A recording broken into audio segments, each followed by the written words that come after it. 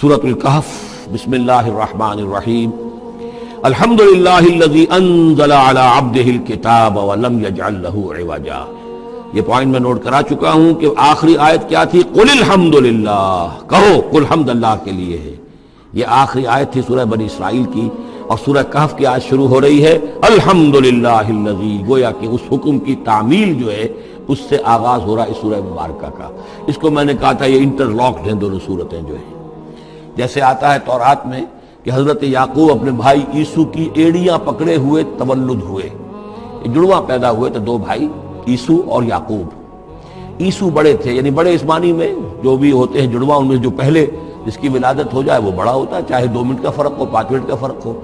تو اس کی ولادت کے بعد پھر حضرت یعقوب کو عقب کہتے پیچھے کو، پیچھے آنے والا یعقوب، اس لیے ان کا نام پڑ گیا ہے کہ یہ پچھلا ہے۔ جو پہلا تھا وہ عیسو تھا، عیسو کے بارے میں کچھ معلوم نہیں، ان کی اولاد وغیرہ کدھر گئی، بہرحال وہ ایک علیحدہ بحث ہے۔ تو اسی طریقے سے یہ سورہ کہف جو ہے گویا کہ سورہ بنی اسرائیل کی ایڑیاں پکڑے ہوئے قرآن مجید میں وارد ہو رہی ہے۔ اس میں آپ دیکھیے الحمدللہ الذی انزل علی عبدہ، وہی اللہ تعالیٰ نے اللہ کے اپنے رسول کی جو نسبت ہے اس کو عبد کے نمایاں کیا ہے، کتاب نازل کی ولم یجعل لہ عوجا، اور اس میں کوئی کجی نہیں رکھی، قیما، سیدھی، ٹھیک ٹھیک، روشن، مبین، لینذر بأسا شدیدا۔ اب یہ ہے لفظ جو بہت زیادہ غور کرنے کے قابل ہے۔ اس کتاب کے حضور پر نزول کے مقاصد میں سے ایک یہ بھی ہے خبردار کر دیں ایک بہت بڑی آفت سے۔ ویسے باسن جب واحد آتا ہے تو عام طور پر اس کے معنی جنگ ہوتے ہیں، جب جمع میں آتا ہے تو سختی، مصیبت، بھوک، فاقہ، یہ سارے باسا۔ آیت البر میں بھی ہم نے پڑھا والصابرین فی الباساء والضراء وحین الباس۔ باسا جب جمع میں آیا ہے تو فقر و فاقہ، تکلیف، مصیبت، اور حین الباس جنگ کے وقت۔ تو ان دونوں کو ذہن میں رکھیے، بہت بڑی آفت، بہت بڑی آفت، بہت بڑی آفت۔ ایک تو ہے دجالی فتنے کی، دجال المسیح الدجال جو آنے والا ہے، جس کے بارے میں حدیث میں آتا ہے کہ کوئی نبی اور رسول ایسا نہیں گزرا جس نے اپنی قوم کو دجال کے فتنے سے آگاہ نہ کیا، اور پوری انسانی تاریخ میں دجال کے فتنے سے بڑا کوئی فتنہ نہیں ہو، اور وہ ہر بندہ مومن کے امتحان کے لیے کڑا ترین جو ہے مرحلہ آ جائے گا، سخت ترین امتحان اس کا لیا جائے گا۔ تو یہ جو سختی ہے اس کی خبر دیتے ہوئے یہ سورہ مبارکہ نازل ہو رہی ہے، اور خاص طور پر اسے باسن اگر جنگ کے معنی میں لیں تو الملحمۃ العظمیٰ، کتاب الملاحم، جو کہ آپ دیکھیں گے احادیث کی کتابوں میں پورا باب ہے کتاب الملاحم، اور اس کا تعلق بھی دجال کے ساتھ ہے، کیونکہ پھر دجال ہی کو قتل کریں گے حضرت مسیح علیہ السلام نازل ہو کر۔ تو یہ سارا مسئلہ جو ہے اس کی خبر دینے کے لیے قیما لینذر بأسا شدیدا من لدنہ، گویا کہ یہ جو احادیث کی کتابوں میں آپ کو حدیث کے ابواب ملتے ہیں، چاہے وہ کتاب الفتن ہو اور چاہے وہ کتاب جو ہے آثار قیامہ ہے، اس طرح کے جتنے بھی ہیں، اور کتاب الملاحم ہے، یہ گویا کہ اس کی شرح ہے لینذر بأسا شدیدا من لدنہ،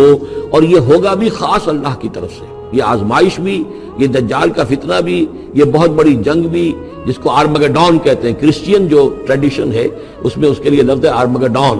ایک بہت بڑی جنگ ہوگی۔ ڈکشنری میں بھی آپ دیکھیں گے کہ خیر اور شر کی قوتوں کے درمیان اس دنیا کے خاتمے سے پہلے ایک بہت بڑی جنگ ہونی ہے جس کا نام یہ آرمگڈون ہے۔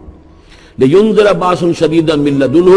ویبشر المؤمنین الذین یعملون الصالحات، اور تاکہ بشارت دے وہ ان اہل ایمان کو جو نیک عمل کرتے ہوں، ان لہم اجرا حسنا، کہ ان کے لیے ہوگا بہت اچھا بدلہ، ماکثین فیہ ابدا، اور وہ اس میں رہیں گے ہمیشہ ہمیشہ۔ یہ جو دجالی فتنہ ہے اس کے ساتھ ایک خاص مناسبت ہے سورہ مبارکہ کی۔ احادیث میں آتا ہے کہ دجالی فتنے کے اثرات سے بچنے کے لیے اس سورہ مبارکہ سے ذہنی اور قلبی رشتہ مفید ہے، اس کی تلاوت کرتے رہنا، خاص طور پر جمعے کے روز پوری سورہ کہف، ورنہ یہ کہ کم سے کم اس کی ابتدائی اور آخری آیات ان کی بڑی اہمیت ہے۔ دجالی فتنہ اصل میں کیا ہے سمجھ لیجئے کہ ایک تو ہے دجالی فتنہ بالعموم، دجل کہتے ہیں فریب کو، جیسے کہ کوئی نبی نہیں ہے، وہ اس نے فریبی لبادہ اوڑھ لیا، نبوت کا دعویٰ کر رہا ہے، وہ دجال ہے۔ تو اس طرح کے تو حضور نے فرمایا ہے کہ 30 دجال پیدا ہوں گے، انہی میں سے ایک ہمارے زمانے کے اندر جو ہے یہ غلام احمد قادیانی بھی تھا، وہ دجال تھا، جس نے کہ اعلان کیا کہ میں نبی ہوں جبکہ وہ نبی نہیں تھا۔ تو فریبی بنا ہوا، جس نے کہ ملمہ اپنے اوپر چڑھایا ہوا ہے۔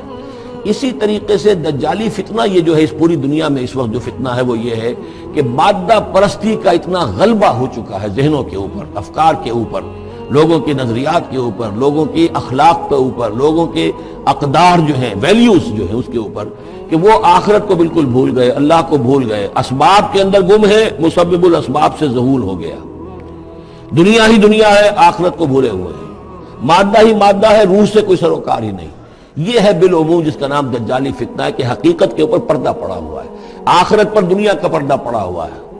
یہ دنیا جو ہے در حقیقت کیا ہے؟ وَمَا الْحَيَاةُ الدُّنْيَا إِلَّا مَتَاعُ الْغُرُورِ، یہ دھوکے کا سامان ہے۔ اصل زندگی کو اس نے ڈھانپا ہوا ہے، ہم نے یہ سمجھ لیا کہ زندگی یہی ہے، اسی کے لیے بھاگ دوڑ محنت صبح و شام، اسی کے مستقبل کی فکر ہے، لیکن اصل زندگی اس کی کوئی فکر ہی نہیں ہے۔ باقی ایک دجال جو ہے جو آئے گا وہ معاملہ احادیث کے اندر بھی بڑی طوالت کے ساتھ ہے، اور اس میں کافی پیچیدگیاں بھی ہیں، بعض چیزیں جو ہیں ایک دوسرے سے کچھ مختلف بھی ہیں، تو اس میں پھر اہل علم کو بہرحال مطابقت پیدا کرنی پڑتی ہے۔ میں نے جہاں تک اپنی کوشش کی ایک رائے تک میں پہنچا ہوں، لیکن ابھی میں اسے بیان نہیں کر رہا ہوں۔ بہرحال دجالی فتنے کی خبریں موجود ہیں بہت شدت کے ساتھ، اور اس صورت کا پڑھنا جو ہے اس میں بہت مفید ہے۔ اس صورت کے مضامین دجالی فتنہ بالعموم سے کیا تعلق ہے وہ تو اس ہم دورہ ترجمہ دوران کے اس کے دوران بھی آپ کو معلوم ہو جائے گا، لیکن اس کے جو خاص بڑے مباحث ہیں، خاص طور پر یہ کہ ایک ہمارے بہت بڑے عالم گزرے ہندوستان میں اس صدی کے آغاز میں، مولانا مناظر احسن گیلانی، انہوں نے اس میں باقاعدہ کتاب لکھی ہے، آپ کو مل جائے گی بازار میں بھی، اصحاب کہف کے جو کا معاملہ سورہ کہف کے مباحث ہیں ان کے۔ میں نے اس کو اپنی ایک تقریر کے اندر کسی خطاب جمعہ میں سورہ کہف کے مضامین کا خلاصہ بیان کیا تھا، جس کا عنوان ہے دنیا کی حقیقت۔ ظاہر بات ہے تفاصیل زیادہ جو ہیں وہ میرے لیے ممکن نہیں ہے کہ اس دورہ ترجمہ کے دوران بیان کر سکوں۔ وَيُنذِرَ الَّذِينَ قَالُوا اتَّخَذَ اللَّهُ وَلَدًا، اور خبردار کر دے ان لوگوں کو جنہوں نے کہا کہ اللہ نے بیٹا بنایا۔ یہ ساری دجالیت جو ہے اس کی جڑ کیا ہے؟ مسیحیت، جو موجودہ مسیحیت ہے، جو حقیقت میں مسیحیت نہیں ہے، پولزم ہے،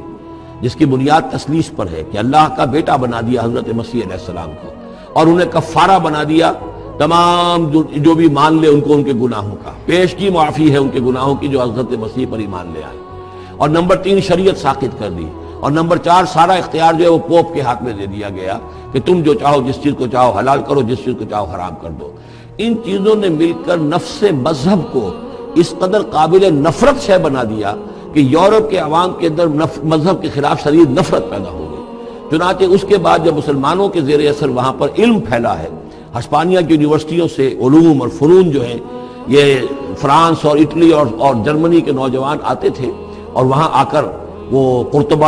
اور غرناطہ اور طلیطلہ کی یونیورسٹیوں سے پڑھ کر جاتے تھے، تو ان کے زیر اثر جو ایک ریفارمیشن شروع ہوئی،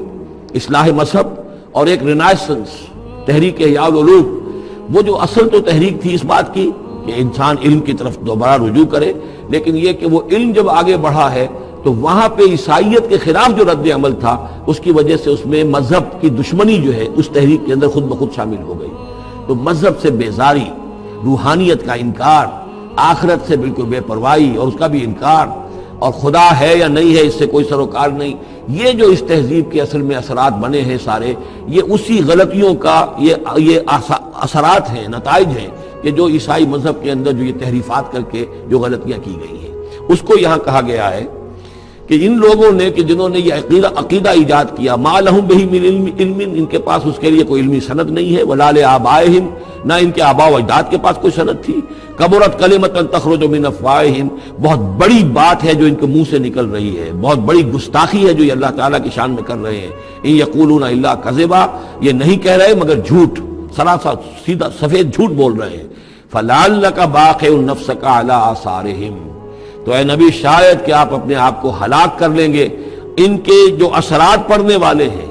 عیسائیت کے اس غلط عقیدے کے جو نتائج برآمد ہوئے ہیں، جب یہ نتائج ظاہر ہوں گے تو اتنے سنگین ہوں گے، فلعلک باخع نفسک، کہ ان کے احساس سے اور ان کے ادراک سے شاید کہ آپ اپنے صدمے سے اپنے آپ کو ہلاک کر لیں، ان لم یؤمنوا بہذا الحدیث اسفا، اگر یہ لوگ اس حدیث پر، اس قرآن پر، یہ بات جو بتائی جا رہی اس پر ایمان نہ لائے، اس پر ایمان نہ لائے، اپنے اس غلط عقیدے پر قائم رہے، اس غلط مذہب کو انہوں نے برقرار رکھا، تو اس کا جو رد عمل ہوگا نوع انسانی پر، اور اس سے تاریخ انسانی اور انسانی ثقافت جس غلط رخ پر پڑے گی، جو دجالیت کا فتنہ اسے جنم لے گا، ان تمام چیزوں کے اثرات سے شاید آپ کو اتنا صدمہ ہو کہ فَلَعَلَّكَ بَاخِعٌ نَفْسَكَ عَلَىٰ آثَارِهِمْ إِن لَّمْ يُؤْمِنُوا بِهَٰذَا الْحَدِيثِ أَسَفًا إِنَّا جَعَلْنَا مَا عَلَى الْأَرْضِ زِينَةً لَّهَا، ہم نے زمین کے اوپر جو کچھ ہے اسے اس کا گہنا بنا دیا ہے، بناؤ سنگھار بنا دیا ہے، زینت بنا دیا ہے۔ یہ آپ نوٹ کر لیجئے، لفظ زینت اور زمین میں اس کی زیبائش اور آرائش، یہ اس سورہ مبارکہ کا عمود ہے، یعنی اس کو اتنا کھبا دیا ہے نگاہوں میں اللہ نے کہ آخرت سے خود بخود انسان غافل ہو جاتا ہے۔ یہ پردہ پڑ گیا ہے، چمک دمک ہے، یہ کاریں ہیں، یہ بلڈنگیں ہیں، یہ کوٹھیے ہیں، یہ عالیشان عمارتیں ہیں، یہ کیا کچھ اس کی جو یوں سمجھیے پومپ اینڈ شو جو ہے اس وقت دنیا کا، اور ظاہر بات ہے امریکہ میں جا کر دیکھیے تو جو کچھ یہاں دیکھ رہے ہیں اس سے 10 گنا 100 گنا 1000 گنا آپ کو نظر آئے گا، عقلیں دنگ ہو جاتی ہیں۔ نتیجہ کیا نکلتا ہے کہ انسان یہ سمجھتا ہے کہ اصل شے یہی مادہ ہی ہے، اصل ہدایت پہ یہی لوگ ہیں، یہی لوگ ہیں صحیح معنی میں کہ جنہوں نے واقعتاً علم حاصل کیا ہے، لہذا ان کی غلط تہذیب، ان کا غلط تمدن، ان کے تمام غلط ثقافت کے معاملات کے بھی ہم اسی طریقے سے پیروی کر رہے ہیں۔ یہ سارا مسئلہ جو ہے وہ اس لیے ہے کہ یہ چمک دمک دنیا کی زیبائش اور آرائش اس سے ہم متاثر ہیں۔ انا جعلنا ما علی الارض زینۃ اللہ، جو کچھ زمین کے اوپر ہے اسے ہم نے اس کے لیے بناؤ سنگھار بنا دیا، لنبلوہم، تاکہ ہم آزمائیں ان کو، ایہم احسن عملا، کون ہے ان میں سے اچھے عمل کرنے والا۔ یعنی اب یوں دیکھیے وہ شعر جو ایک ہے، اگرچہ ذرا تھوڑا سا شان باری تعالیٰ کے اعتبار سے تو شاید اتنا مناسب نہ ہو، لیکن یہ کہ مفہوم کو ادا کرتا ہے کہ رخ روشن کے آگے شمع رکھ کر وہ یہ کہتے ہیں ادھر آتا ہے دیکھیں یا ادھر پروانہ جاتا ہے۔ ایک طرف ذات باری تعالیٰ ہے اور ایک طرف یہ دنیا ہے، اس کی چمک دمک ہے۔ اب یہ پروانہ جو ہے یہ انسان، اس کا امتحان ہے، آیا یہ اللہ اور آخرت کی طرف جا رہا ہے یا دنیا کی طرف اور دنیا کی زیبائش اور آرائش کی طرف جا رہا ہے۔ جو زیبائش اور آرائش کی طرف چلا گیا وہ گیا، تباہ و برباد ہو گیا، فقط خسر خسرانا مبینا۔ اور جس نے اس دنیا کی زیبائش اور آرائش اس سے منہ موڑ کر وہ جو حقیقت جو اصل حسن ازلی ہے اللہ تعالیٰ کا، اور اس کا جو جلال اور کمال ہے، اور جو آخرت کی نعمتیں ہیں ان کو اختیار کر لیا، وہ کامیاب ہو گیا۔ تو امتحان اتنا ہی ہے کہ رخ روشن کے آگے شمع رکھ کر وہ یہ کہتے ہیں ادھر جاتا ہے دیکھیں یا ادھر پروانہ آتا ہے۔ وَإِنَّا لَجَاعِلُونَ مَا عَلَيْهَا صَعِيدًا جُرُزًا، اور یہ کہ جو کچھ بھی اس پر ہے ہم ایک وقت آئے گا کہ اس کو بنا کر رکھ دیں گے جیسے کہ میدان جس میں سے کہ فصل کاٹ لی گئی ہو۔ جب قیامت ہوگی کیا ہوگا یہاں پر اسی زمین کو، نہ یہاں پہ کوئی وہ پہاڑ رہ جائیں گے کوٹ کوٹ کر چپٹی کر دی جائے گی، نہ یہ آپ کے پاس جو ہے وہ اسکائی اسکریپرز رہ جائیں گے، نہ یہ اعلیٰ شان عمارتیں ہوں گی، کچھ نہیں ہوگا۔ یہ سب برابر ہوگا جیسے کہ کسی کھیت کے اندر سے فصل کاٹ دی جاتی ہے تو اب وہ پڑا ہوتا ہے ویران۔ وَإِنَّا لَجَاعِلُونَ مَا عَلَيْهَا صَعِيدًا جُرُزًا، ہم اسے کر کے چھوڑیں گے ایسا کھیت کہ جہاں پر چورا پڑا ہوا ہو، صرف بچا کھچا جو ہے وہ اس کا توڑی کا اور کچھ نہ ہو۔ ام حسبت ان اصحاب الکہف والرقیم کانوا من آیاتنا عجبا، اب یہاں سے اصحاب کہف کی بات شروع ہو رہی ہے، کیونکہ پوچھوایا تھا یہودیوں نے اصحاب کہف کون تھے۔ کیا تم سمجھتے ہو کہ اصحاب الکہف والرقیم، رقیم جو ہے ان کی تختی تھی ایک جس کے اوپر ان کے حالات لکھ کر، جو ان کے ایک جو کہف تھی ان کی غار جو تھی اس کے اوپر لگا دی گئی تھی، تو انہیں اصحاب الکہف بھی کہتے ہیں، اصحاب الرقیم بھی کہتے ہیں، یہ دونوں انہیں ایک ہی گروہ کے نام ہیں۔ کیا وہ تمہارے خیال میں ہماری بڑی عجیب آیات میں سے تھا؟ یعنی واقعتاً بات تو غیر معمولی تھی، لیکن حقیقت میں ہمارے ہاں تو ہماری تخلیق میں، ہماری صنائی میں اس سے ہزاروں گنا زیادہ عجیب باتیں ہوتی ہیں، ہمارے لیے تو وہ کچھ ہے ہی نہیں کسی بھی درجے میں، تم سمجھتے ہو کہ شاید وہ بہت بڑی بات ہے۔ یہ سابق کہف کا جو قصہ ہے، اب میں سمجھتا ہوں کہ پورے وثوق کے ساتھ ہم کہہ سکتے ہیں کہ یہ قصہ کیا تھا۔ دیکھیے جب حضرت مسیح علیہ السلام آئے ہیں تو یہ پورا علاقہ جو ہے فلسطین کا اور یہاں پہ جو آپ نے تبلیغ کی ہے تو یہ اس وقت رومن امپائر کا ایک حصہ تھا، اگرچہ مقامی طور پر ایک لوکل بادشاہ جو تھا یہودی وہاں پر حکومت کر رہا تھا، لیکن وہ پپٹ تھا، اصل میں تو حکومت جو تھی رومیوں کی، جو رومی تھے بت پرست۔ اور اس کے بعد چونکہ انہوں نے بغاوت کی، حضرت مسیح تو اٹھا لیے گئے سن 30 عیسوی کے آس پاس یا 33 عیسوی کے آس پاس، لیکن اس کے بعد جو ہے ان یہودیوں نے بغاوت کی رومیوں کے خلاف، جس کے نتیجے میں سن 70 عیسوی میں ٹائٹس رومی نے تو ان کی حکومت بھی ختم کی، اور بیت المقدس کو برباد کیا، یروشلم کو تباہ کیا، 1,33,000 یہودیوں کو قتل کیا اور ان کو بھیج دیا، نکال دیا وہاں سے باہر۔ اس وقت کا معاملہ یہ ہے کہ اب کوئی اکے دکے جو بھی رہ جاتے تھے یہاں پر، کوئی یہودی یا عیسائی، یہودیوں کو تو نکال دیا، عیسائی رہ گئے، لیکن عیسائیوں پر بھی بہت ظلم ہوتا تھا۔ یہ موحد تھے، حضرت عیسیٰ کے ماننے والے،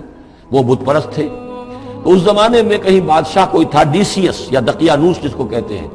اس کے زمانے میں کچھ جو عیسائی تھے حضرت عیسیٰ پر ایمان رکھنے، آج کے عیسائیوں پر قیاس نہ کیجئے، جو نصارہ تھے حضرت عیسیٰ کو ماننے والے جو موحدین تھے، ان میں سے کچھ نوجوانوں کی پیشی ہوئی بادشاہ کے دربار میں۔ انہوں نے کہا کہ تم اپنے نئے دین سے اگر باز نہیں آؤ گے، اتنے دن کی مہلت تمہیں دی جا رہی ہے تو تمہیں سولی چڑھا دیا جائے گا، بس مہلت دی جا رہی ہے، جاؤ غور کر لو، سوچ لو۔ ان لوگوں نے آ کر سوچا کہ اب نہ تو ہمارے لیے یہ ممکن ہے کہ ہم مقابلہ کر سکیں، چلو کسی غار میں چھپ جاتے ہیں، دیکھیں اللہ تعالیٰ کیا کرتا ہے ہمارے لیے۔ وہ ایک غار میں جا کر چھپ گئے، اور غار میں جا کر چھپے ہیں تو اللہ نے انہیں وہاں پر سلا دیا، موت تاریخ سلا دیا۔ اللہ کروٹ بھی بدلواتا رہا، ان کے لیے سارا کچھ بندوبست کیا، اللہ کی قدرت میں تھا۔ حضرت عزیر کو 100 برس کے لیے مار دیا تھا، موت کے بعد ان کو دوبارہ زندہ کر دیا۔ لیکن یہ کہ ان کا معاملہ یہ ہے کہ ان کو وہاں پر جو ہے تقریباً 300 برس یہ وہاں پر پڑے رہے اس غار کے اندر۔ غار کی شکل کچھ خاص ایسی تھی کہ ادھر آنا جانا لوگوں کا تھا ہی نہیں، اور یہ ہے جو موجودہ ترکی کے علاقے میں شہر ایفسس ہے ایک، اس کے آس پاس ہے اس طرح کے غار، جیسے ایجنٹا کے غار ہندوستان کے مشہور ہیں، ایسے ہی وہاں بھی غاروں کا سلسلہ ہے، اور ہیں بھی وہ ایسے کہ ان کے دہانے جو ہے وہ ہے شمال کی جانب، تو دھوپ ان میں براہ راست نہیں جاتی، صرف یہ کہ ریفلیکٹڈ لائٹ تو آتی ہے لیکن یہ کہ براہ راست دھوپ نہیں جاتی، تو ایک طرح کا اندھیرا سا اس کے اندر ٹوائی لائٹ جسے آپ کہہ لیں وہ رہتا ہے سارا دن۔ وہاں پر یہ 300 برس تک سوتے رہے۔ اس 300 برس کے عرصے میں یہ ہوا کہ رومن امپائر جو ہے اس نے خود عیسائیت اختیار کر لی۔ 300 عیسوی کے اندر کانسٹنٹائن جو تھا ایمپرر وہ عیسائی ہو گیا، اب پوری امپائر جو عیسائی ہو گئی۔ اب اس کے زمانے میں اس کے بعد تھیوڈوسیس ہے ایک، 446 عیسوی میں یہ تھا، اس کے زمانے میں اللہ تعالیٰ نے ان لوگوں کو جگایا 300 برس کے بعد۔ اب یہ سمجھ رہے ہیں کہ وہی زمانہ ہے، وہی کفار کی حکومت ہے، وہی مشرکین ہے۔ اب انہوں نے ڈرتے ڈرتے اپنے کسی ایک آدمی سے کہا بھائی جاؤ یہ لے کے سکہ لے کر جاؤ، چاندی کا، کچھ نہ کچھ کھانے پینے کے لیے لے کر آؤ، دیکھنا لیکن اس طرح ہو کہ ہمارا پتہ نہ چل جائے کہ ہم یہاں چھپے ہوئے ہیں۔ وہاں جو گئے انہوں نے وہ سکہ پیش کیا اور کہا یہ سکہ تمہارے پاس کہاں سے آیا؟ یہ تو بہت پرانا سکہ ہے، تو 400 سال پرانا، 300 سال پرانا سکہ کہاں سے لے آئے تمہیں کوئی خزانہ ملا ہے؟ بہرحال اس حوالے سے اب وہ جو ہے وہ پکڑے گئے، ان کی حالت جو ہے وہ جو بات سامنے آ گئی، لیکن جب بات سامنے آ گئی تو اب ان کا تو بہت وہ عزت کی گئی، اس لیے کہ اب تو جو ان کا مذہب تھا در حقیقت پوری مملکت کا مذہب وہی ہو چکا تھا، تو صورتحال تو تبدیل ہو چکی ہے۔ پھر یہ کہ اس کے بعد تفصیل معلوم نہیں ہے کہ غالباً وہ جا کر اپنی اسی غار میں وہ سو گئے ہیں یا دوبارہ اللہ نے ان پر وہیں پر موت طاری کر دی ہے، اس کا دروازہ بند کر کے اور اس پر ایک تختی لگا دی گئی ہے۔ یہ اصحاب کہف ہے۔ گبن کی جو ہے decline and fall of Roman empire, اس میں بھی یہ 7 سلیپرز، 7 سونے والے، ان کی کہانی موجود ہے۔ یہ چیز جو ہے گویا کہ رومن لٹریچر کے اندر موجود تھی، اس کا جو ذکر موجود تھا، اور قرآن مجید میں یہ امتحاناً سوال کیا گیا حضور سے تو اس کا جواب دیا گیا کہ یہ 300 برس تک کچھ لوگوں کو سلا دینا یہ اللہ تعالیٰ کے نزدیک تو کوئی بڑی بات نہیں ہے، تمہارے نزدیک ام حسبت ان اصحاب الکہف والرقیم کانوا من آیاتنا عجبا اذ ابى الفتية الى الکہف، جبکہ وہ نوجوان آئے اپنے اس غار میں، فقالوا، اور انہوں نے کہا ربنا آتنا من لدنک رحمتا، پروردگار اب خاص اپنے خزانہ فضل سے ہمارے لیے رحمت کا بندوبست فرما، وہیئ لنا من امرنا رشدا، اور ہمارے لیے ہمارے معاملے کے اندر جو ہے وہ کوئی عافیت کا بندوبست فرما۔ فضربنا علی آذانہم، تو ہم نے تھپکی دے دی ان کے کانوں پر، فی الکہف سنین عددا، اسی وہ غار کے اندر جو ہے وہ سوتے رہے کئی سال۔ ابھی یہاں اس بات کو نہیں چھیڑا کتنے سال، سنین عددا، متعدد سال وہ سوتے رہے۔ ثم بعثناہم، پھر ہم نے انہیں اٹھایا، لنعلم ای الحزبین احصیٰ لما لبثوا امدا، تاکہ ہم دیکھیں کہ 2 گروہوں میں سے کس کو صحیح معلوم ہے کہ کتنے عرصے وہ وہاں رہے تھے۔ اس کا ذکر آگے آ جائے گا 2 گروہوں سے مراد کیا ہے۔ نحن نقص علیک نبأهم بالحق، اے نبی ہم آپ کو ان کا یہ قصہ سنا رہے ہیں، بیان کر رہے ہیں ان کے حالات حق کے ساتھ، صحیح بلا کم و کاشت۔ انہم فتیۃ آمنوا بربہم، وہ چند نوجوان تھے جو ایمان لائے اپنے رب پر، توحید کے ساتھ ایمان لانے والے، وزدناہم ھدی، اور ہم نے ان کی ہدایت میں اور اضافہ فرمایا۔ وربطنا علی قلوبہم، ہم نے ان کے دلوں کو ڈھارس دی، مضبوطی دی، دلوں کے اندر ثبات پیدا کر دیا، اذ قاموا، جب وہ بادشاہ کے دربار میں کھڑے ہوئے، اور جیسے کبھی حضرت ابراہیم علیہ السلام نے بات کی تھی اسی طرح ڈٹ کر انہوں نے بات کی، اذ قاموا فقالوا، اور انہوں نے کہا ربنا رب السماوات والارض، ہمارا رب تو وہ ہے جو آسمانوں اور زمین کا رب ہے، ہم کسی اور رب کو ماننے کے لیے تیار نہیں، کسی اور دیوی کو، کسی دیوتا کو، کسی بت کو ہم ماننے کو تیار نہیں، لن ندعو من دونہ الہا لقد قلنا اذا شططا، ہم اس کے ایک الہ کے سوا کسی اور کو پکارنے کے لیے تیار نہیں ہیں، ہم نے اگر ایسی کوئی بات کہی تو یہ تو عقل سے بہت دور کی بات ہو جائے گی۔ ہؤلاء قوم اتخذوا من دونہ آلہہ، یہ جو ہماری قوم ہے اس نے اس بہت سے آلہہ جو ہے اختیار کر لیے ہیں اللہ کے سوا، انہوں نے اختیار کر لیے ہیں بہت سے آلہہ اس کے سوا، لولا یاتون علیہم بسلطان بین، تو کیوں نہیں وہ پیش کرتے ان کے اوپر کوئی دلیل، کوئی سند، کوئی اللہ کی طرف سے اتاری ہوئی سند ہو، کوئی آسمانی کتاب ہو۔ فمن ازلم ممن افترا علی اللہ کذبا، تو کون ظالم ہوگا اس شخص سے بڑھ کر کہ جس نے اللہ تعالیٰ کی طرف جھوٹ گھڑ کر منسوب کر دیا۔ تمہارے لیے اب مہلت صرف چند دن کی ہے، اس میں تم فیصلہ کر لو، اگر تم اپنے دین سے واپس نہیں پھرو گے اور ہمارے دین میں واپس نہیں آؤ گے، اپنے دین کو چھوڑ کر نئے دین کو، تو تمہیں ہم ہلاک کر دیں گے۔ اب یہ وہاں سے جا کر مشورہ کر رہے ہیں، وَإِذْ اعْتَزَلْتُمُوهُمْ، اور دیکھو جب تم نے اب ان سے اپنے آپ کو علیحدہ کر لیا ہے، وَمَا يَعْبُدُونَ إِلَّا اللَّهِ، اور ان ہستیوں کو بھی تم نے چھوڑ دیا جن کی وہ پرستش کرتے ہیں اللہ کے سوا، فَآوُوا إِلَى الْكَهْفِ، تو اب آؤ کسی کھو میں، کسی غار میں پناہ لے لیں، يَنشُرْ لَكُمْ رَبُّكُم مِّن رَحْمَتِهِ، تمہارا رب تمہارے لیے وہاں کوئی رحمت کا سامان کر دے گا، وَيُهَيِّئْ لَكُم مِّنْ أَمْرِكُم مِّرْفَقًا، اور تمہارے معاملے کے اندر اللہ تعالیٰ خاص اپنی طرف سے کوئی نرمی اور کوئی آسائش کا سامان پیدا فرما دے گا۔ وَتَرَى الشَّمْسَ إِذَا طَلَعَت تَزَاوَرُ عَنْ كَهْفِهِمْ ذَاتَ الْيَمِينِ، اور تم دیکھو کہ سورج جب طلوع ہوتا تھا تو وہ ان کی اس غار سے کنی کتراتا ہوا داہنی طرف نکل جاتا تھا، یعنی براہ راست دھوپ جو ہے اس میں نہیں آتی تھی۔ وَإِذَا غَرَبَتْ، جب ڈوبتا تھا، تَقْرِضُهُمْ ذَاتَ الشِّمَالِ، تو بھی وہ کنی کترا جاتا تھا بائیں طرف، تو گویا کہ سورج جو ہے یوں جا رہا ہے اور اس غار کا جو منہ ہے وہ شمال کی طرف ہے، لہذا براہ راست جو ہے داہنی طرف سے ہو کر بائیں طرف سے ہو کر سورج نکل گیا، دھوپ جو ہے براہ راست اس پر نہیں آ رہی۔ اسی اصول پر آج کل جو بڑی بڑی بلڈنگز بنتی ہیں جو کارخانوں کی اور ملز کی، اس میں یہ نارتھ لائٹ شیلز بنائے جاتے ہیں، ایسے شیل روف کی ہوتے ہیں کہ جس میں پھر جو روشنی جو ہے وہ نارتھ کی طرف سے لیتے ہیں، کیونکہ ہمارے ہاں جو سورج ہے وہ کبھی بھی نارتھ میں نہیں جاتا، لہذا جو ہے سورج براہ راست کبھی نہیں آئے گا بلکہ انڈائریکٹ لائٹ آئے گی۔ وَهُمْ فِي فَجْوَةٍ مِّنْهُ، اور وہ جو اس غار تھی اندر سے کھلی تھی، اس کھلی غار کے اندر جا کر وہ لیٹ گئے، سو گئے۔ ذَلِكَ مِنْ آیَاتِ اللَّهِ، یہ اللہ کی نشانیوں میں سے ہے، مَن يَهْدِ اللَّهُ فَهُوَ الْمُهْتَدِ، جو جس کو اللہ ہدایت دیتا ہے وہی ہے کہ جو ہدایت یافتہ ہوتے ہیں، وَمَن يُضْلِلْ فَلَن تَجِدَ لَهُ وَلِيًّا مُرْشِدًا، اور جس کو اللہ تعالیٰ گمراہ کر دے، جس کی گمراہی کا فیصلہ فرما دے، پھر اس کے لیے تم نہیں پاؤ گے کوئی بھی جو حمایتی ہو، مددگار ہو، اس کو راہ پر لانے والا۔ وَتَحْسَبُهُمْ أَيْقَاظًا، صورتحال ایسی تھی کہ تم اگر اس کو دیکھتے تو یہ سمجھتے کہ وہ جاگ رہے ہیں، وَهُمْ رُقُودٌ، حالانکہ وہ سو رہے ہیں۔ وَنُقَلِّبُهُمْ ذَاتَ الْيَمِينِ وَذَاتَ الشِّمَالِ، ہم ان کو کروٹیں بھی دلواتے رہے، داہنی طرف بھی بائیں طرف بھی،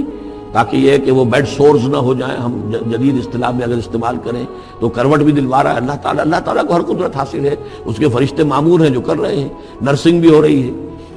ذات الشمال وکلبہم باسط ذراعیہ بالوسید، ان کا ایک کتا بھی تھا جو اپنے دونوں ہاتھ پھیلا کر، دونوں اگلے جو ہیں پاؤں جو ہاتھ، اس کو سمجھیے وہ اس کے کوئی بہت ہی خوخار قسم کا کتا تھا جو اس غار کے منہ پر اپنے دونوں ہاتھ پنجے آگے پھیلا کر بیٹھا ہوا ہے زور سے۔ اس کا نتیجہ کیا نکلتا تھا؟ لو اطلعت علیہم، اگر اچانک تمہارا کہیں وہاں گزر ہو جائے، لولیت منہم فرارا ولملیت منہم رعبا، تو وہاں سے تمہارے اوپر غروب طاری ہو جائے، خوف طاری ہو جائے، اور وہاں سے تم بھاگو۔ کہ بڑا بھیانک منظر ہے، ایک کہف ہے، اندر اندھیرا ہے، اور آگے جو ہے بڑا کوئی ٹیریئر بل قسم کا کتا جو ہے وہ بیٹھا ہوا ہے، خوفناک قسم کا، اور اس نے اپنے پنجے بھی آگے کیے ہوئے ہیں۔ وَلَمُلِئْتَ مِنْهُمْ رُعْبًا وَكَذَلِكَ بَعَثْنَاهُمْ، اسی طرح پھر ہم نے انہیں ایک وقت میں اٹھایا، لِيَتَسَاءَلُوا بَيْنَهُمْ، تاکہ وہ آپس میں ایک دوسرے سے سوال کریں۔ قَالَ قَائِلٌ مِّنْهُمْ كَمْ لَبِثْتُمْ، ان میں سے ایک نے کہا کتنے عرصے یہاں ہم رہے ہوں گے، کیا خیال ہے آپ کا؟ قَالُوا لَبِثْنَا يَوْمًا أَوْ بَعْضَ يَوْمٍ، انہوں نے کہا کہ ہم رہے ہوں گے ایک دن یا دن کا کچھ حصہ،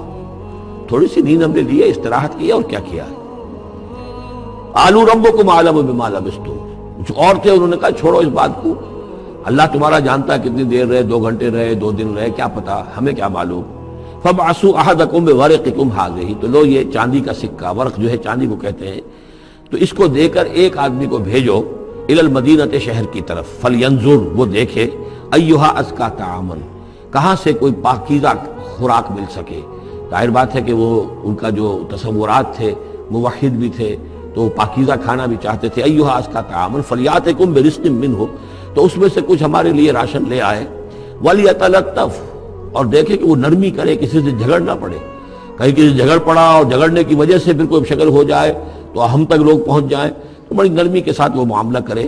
یہ وَلْيَتَلَطَّفْ نوٹ کر لیجئے، یہ تعداد حروف کے اعتبار سے قرآن مجید کا نصف ہے۔ وَلْيَتَلَطَّفْ، تے نصف اول میں ہے، لام یہ نصف ثانی میں ہے، یہ نصف ہے تعداد حروف، الفاظ نہیں، حروف، الفابیٹس جو ہے، جو حروف کی گنتی کی گئی ہے اس کے اعتبار سے یہ ٹھیک نصف ہو گیا۔ آدھے حروف اس کے تا پر پورے ہو گئے اور بقیہ آدھے جو ہیں شروع ہو رہے ہیں لام سے۔ وَلْيَتَلَطَّفْ، اور نرمی کا معاملہ رکھے، وَلَا يُشْعِرَنَّ بِكُمْ أَحَدًا، اور ایسا نہ ہو کہ وہ ہمارے اوپر متنبع کر دے، لوگوں کو مطلع کر دے، اس کا ذریعہ بن جائے۔ إِن يَظْهَرُوا عَلَيْكُمْ، اگر وہ تمہارے اوپر غالب آ گئے اور قابو پا لیا انہوں نے تم پر، يَرْجُمُوكُمْ، یا تو تمہیں رجم کر دیں گے، اب سنسار کر دیں گے،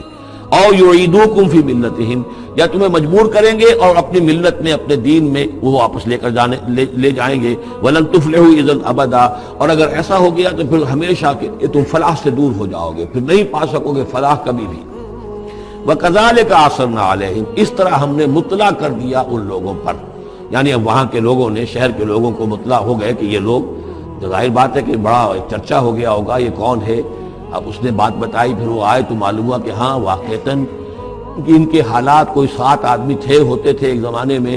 اور وہ کہیں روپوش ہو گئے تھے، گم ہو گئے تھے، کہیں نہیں ملے تھے، پوری مملکت میں تلاش کیا گیا تھا، پھر ان کے حالات ایک تختی کے اوپر لکھ کر جو ہے وہ خزانے میں رکھ دیے گئے تھے، وہ تختی کہیں نکلوائی گئی، 300 برس سے زائد پرانی بات تھی، اس کے اوپر وہ قصہ پورا کا پورا لکھا ہوا مل گیا،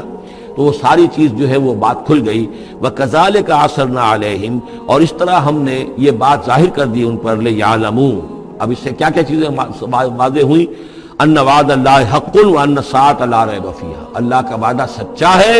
اور یہ کہ قیامت کے بارے میں کوئی شک نہیں ہو سکتا، آتیۃ لا ریب فیہا، وہ آ کر رہے گی۔ اس لیے کہ جب 300 برس تک ایک آدمی سویا رہ سکتا ہے اور پھر وہ اٹھ گیا، تو کیا مشکل ہے اللہ کے لیے کہ وہ جو مر چکے ہوں ان کو دوبارہ زندہ کر دے۔ اذ یتنازعون بینہم امرہم، اب وہ ان کے بارے میں آپس میں جھگڑنے لگے کہ کیا کرنا چاہیے ان کا معاملہ، وہ تو جا کر اپنی غار کے اندر دوبارہ سو گئے اور اب اللہ نے ان کے اوپر موت جو ہے حقیقی موت وارد کر دی۔ اب کیا کرنا چاہیے،